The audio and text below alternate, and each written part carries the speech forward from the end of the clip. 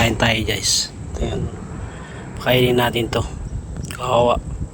Habang nag-ikot ako, may nakita akong aso na medyo payat na at parang gutom, dahil nung tinawag ko siya ay lumapit agad siya. Parang hindi siya takot, pero pag yung parang gugulatin mo siya, parang siya sana, parang aalis siya o hindi. Pero sadya talaga siyang lumapit nung sinabi ko na halika dito, ano, parang lumapit talaga siya kasi alam niya talaga na kakain siya.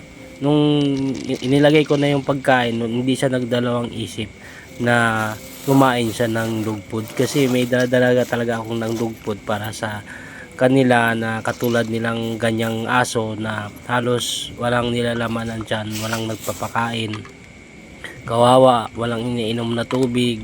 Tapos minsan sa isang araw, minsan hindi nakakain. Tapos minsan sa isang araw, isang beses sila makakain.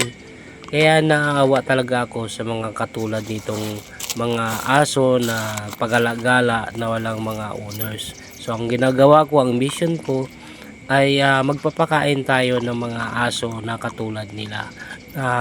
Wala namang owners, walang nagpapakain sa kanila. Siguro ang pinakain lang nito yung mga tira-tira na tinatapon ng mga homeowners dito sa loob ng subdivision, o kaya yung mga tira-tira na tinatapon sa basura. Kaya minsan yung mga basura sa kalsada ay nagkalat dahil sa mga aso. Na yung mga nakapanood nito ay ma-share pa para makatulong tayo sa mga katulad nila. Bye bye guys, ingat po kayong lahat.